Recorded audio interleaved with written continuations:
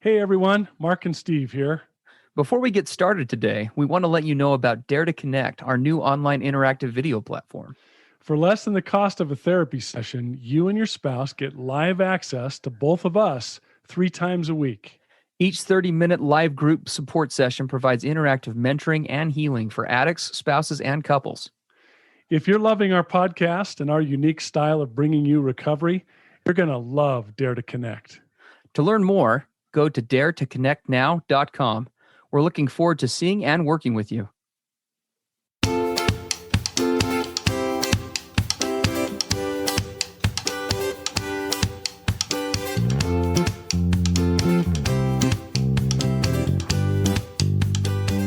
Hey everybody, I'm Steve Moore. And I'm Mark Castleman. We know the pain and heartbreak of porn and sex addiction. And we know the triumph of breaking completely free. Every day, we help our clients find hope and healing. Join us in the fight to take back your life, your marriage, and be stronger than ever. This is the PBSE Squared podcast.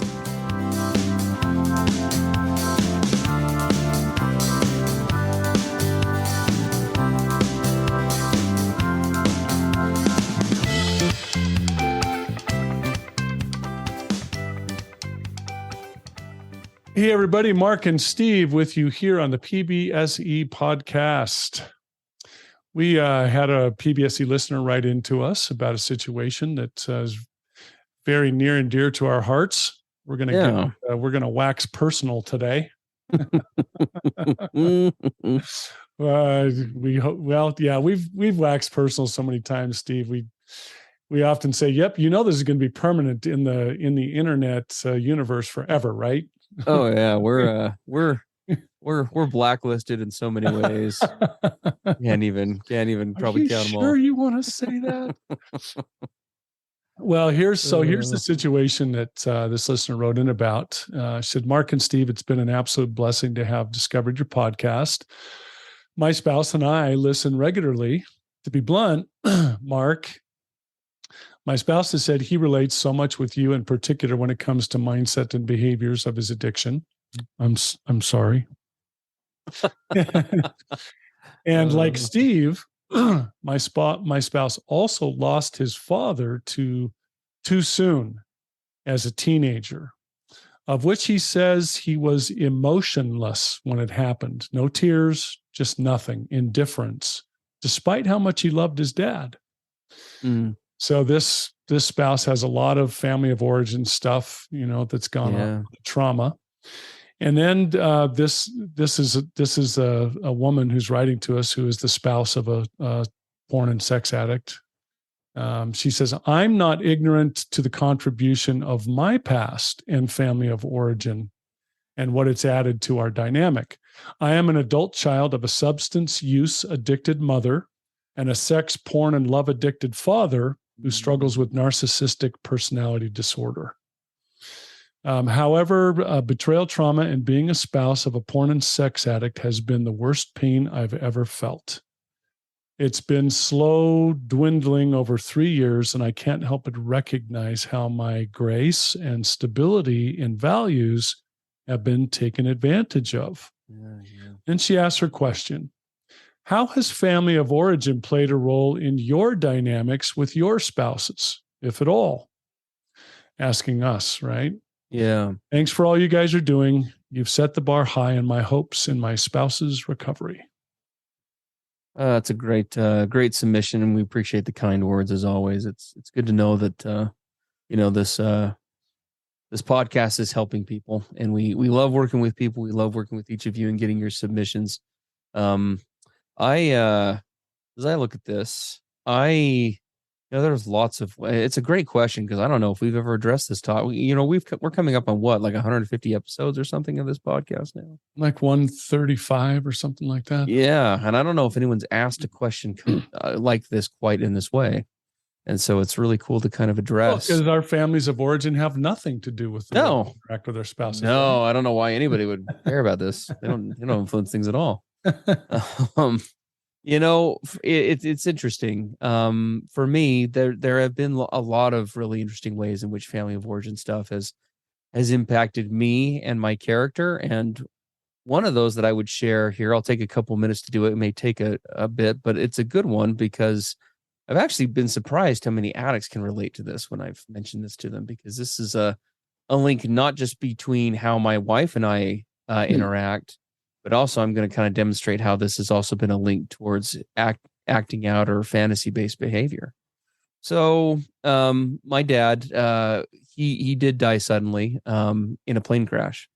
It was completely unexpected. Obviously, as plane crashes go, he traveled a lot for business, and essentially one day left on a business trip. He took usually 2 or more of those a month. It was fairly common, and left on a business trip one day and never came back. And it had a tremendous impact on me and my family. And as I've watched the different ways in which that's impacted me, probably one of the most significant that does tie into this addiction component, as well as my marriage, is the abandonment factor. So to kind of break this down to the two pieces, how that's happened is a couple of ways. If my wife Brittany, and this has gotten better as I become more aware of it. I've actually been doing some personal work on this of late, and continue to work on this in my own therapy. But as I have observed over the years, when Brittany goes and does something, say she goes out with friends or spends time with, her girlfriends or whatever, I have found that over time, if she is, say, half an hour or 45 minutes late, nowadays, again, it's not this extreme, but especially like the first 5, 6, 7 years we were married, if she was late like a half an hour, it would definitely bother me, but it was like, I guess this isn't too big of a deal. If she started to push towards like the hour, I would be making phone calls at that point.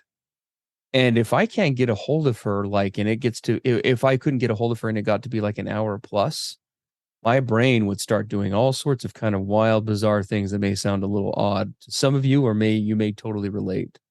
The way that my brain, and a lot of traumatized brains, if we kind of look at how trauma works in the brain, is oftentimes my brain in that stage will start to kind of quote unquote try to get ahead of the trauma of like what I'm fearing may have happened to Brittany.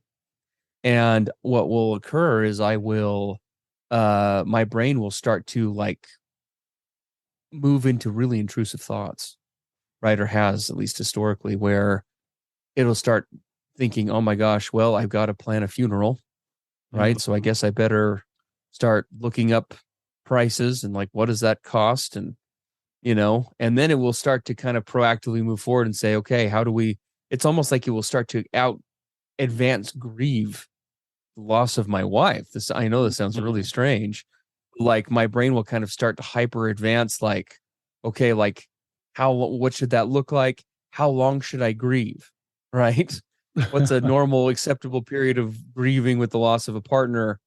And here's the really bizarre part. But again, you may totally relate if you find yourself dealing with this.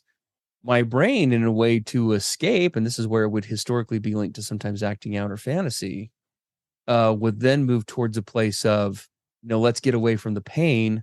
So what's an appropriate level of time or amount of time of grieving before you get married again or start dating again? Right. And so my brain will start moving forward in this hypothetical relationship now with somebody else. And so we get to Brittany being 2 hours late from something because of traffic. And in my mind, I've already moved on and I now have 3 children in some other marriage. Yeah. And that really, again, may sound very odd and strange to some of you, but that is really how I have noticed that happen in my head in the past, where it's like my brain is not wanting to process anything really hard or difficult around what could be happening. And so it wants to immediately go to a place of escape, and sometimes kind of not necessarily sexual, but sometimes just a fantasy based place of, let's get away from any of that pain and let's focus on something else and something new and something different. Right. So that would be probably one of the more interesting or out there ways that has impacted me. Yeah. And we could spend a week of continual podcasting 24/7 to talk about every family of origin issue Sure. and how it impacts our marriages and our addictions and all of these things. Choosing just one of those from my past. So because I grew up in a really abusive home, I became really hypersensitive to any level of disappointment on the part of another person, disapproval, any level of correction, right? Because that was just a constant thing when I was a kid. Constantly, adults around me and relatives and even peers were very unaccepting. They were very intolerant of any mistakes I would make, and so I suffered a lot of trauma from being criticized and physically and emotionally punished all the time for all sorts of things. So I brought all that into my marriage, and so here's how it affected our relationship. If my wife would even so much as show a raised eyebrow of disappointment on her face, I would immediately catastrophize. Oh my gosh, what have I done? She doesn't love me anymore. I'm right. We're getting a divorce. We'd have a little spat, just like a little disagreement or just a fairly mild argument. I'm already plotting and planning divorce. And she's like, "What is going on with you? We had a little disagreement. You think we're getting divorced?"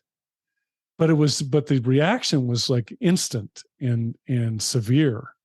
Yeah. And then immediately after all that would start happening, I would go into this place of defensiveness. I would defend myself at all costs. I would argue and debate, right? I couldn't afford to be wrong about anything, because if you're wrong or shown to be wrong, or someone shows you've made a mistake, right? It's catastrophic. Because all your worth, all your value as a human being is based on whether others accept you or they don't, or whether you're right or correct or perfect. And so I would immediately go into defensiveness. Then I would often go silent and stoic and kind of withdraw and disappear. And then almost instantly after that, go into this place of self-flogging, self-shaming, you loser, you piece of garbage. And then, of course, comes self-soothing, which usually involved going to my addiction outlets.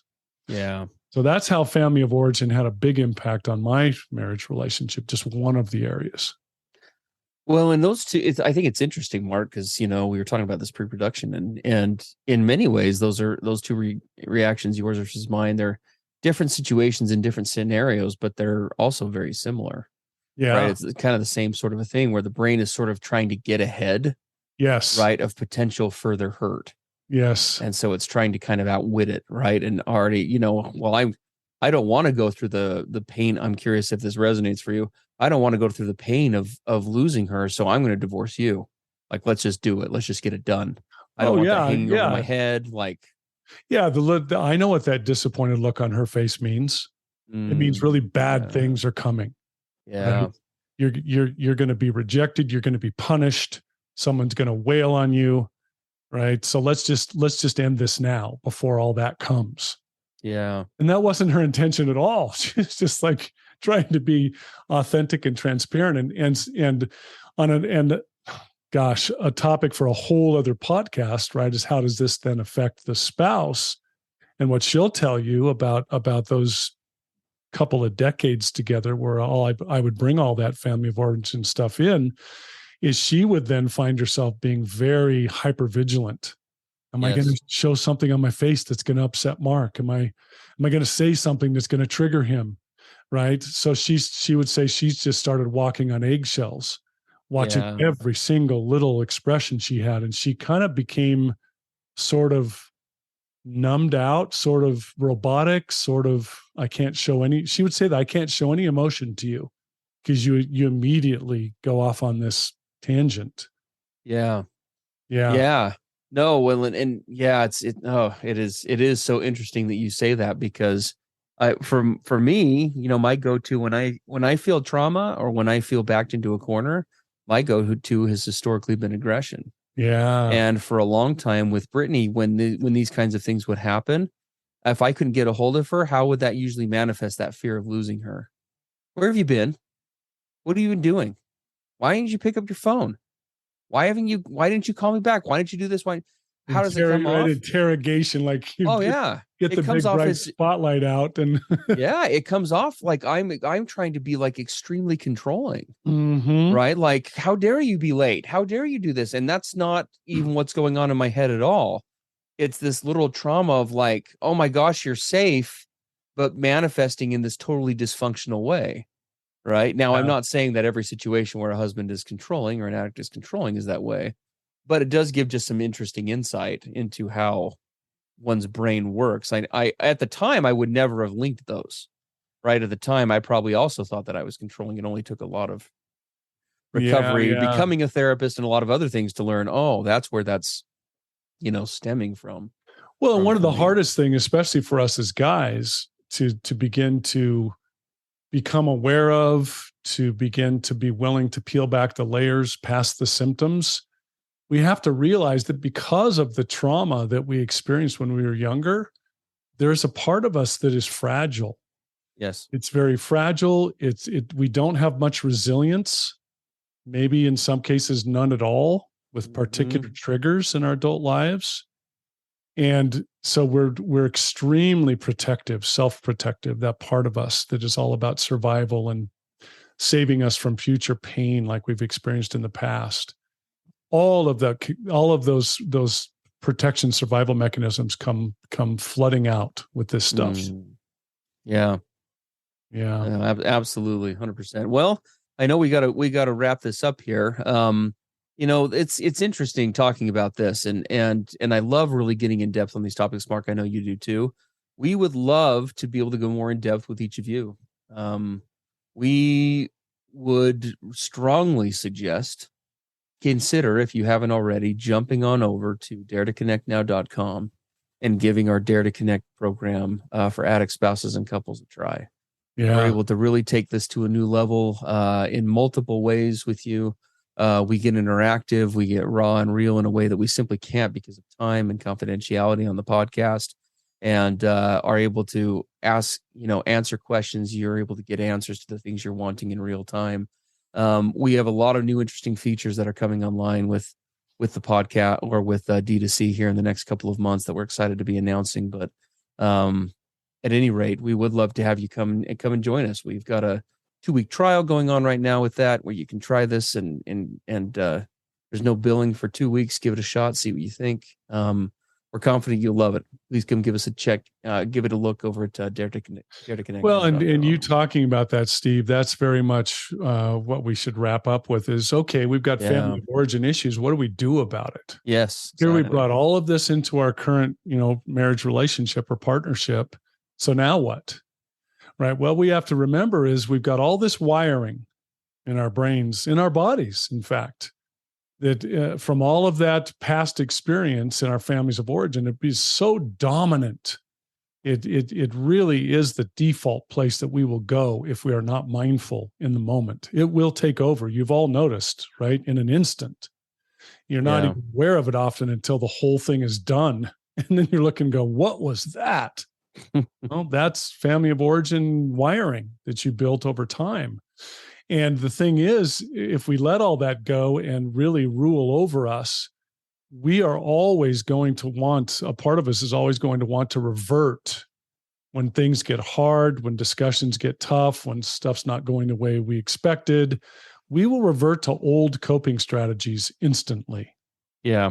So what we've got to do is 2 things with regard to this. If you want to evolve through this family of origin struggle, one is you've got to do your personal work. Yep. Absolutely must do your personal work. So when we talk about journaling and we talk about, learning how to be mindful and cognitive techniques, but also very much an outside support system outside of your marriage or your relationship. Because you're too close. The two of you just trigger each other too easily to try and solve it by yourselves. So you get this outside support system, like a 12-step group, like a trauma healing group.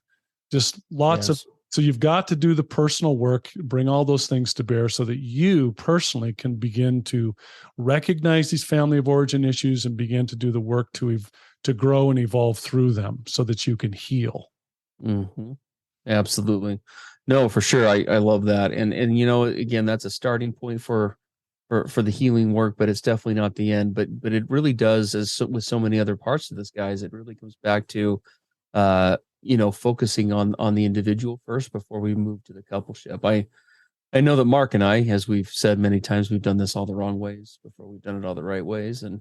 And you will go much further, I think, in this process.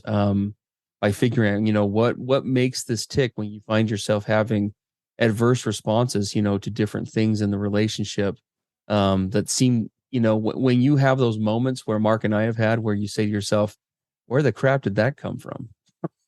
Yeah. And, being willing to really look at those and get real with those, I think is probably your best beginning point, because, these issues, they don't go away easily, but the more we become aware of them, the quicker we can start to really work on them, and the quicker that you will be able to find these things aren't back, Oh, we're losing your voice. Oh, you're losing me. Sorry, I'm moving away from my mic.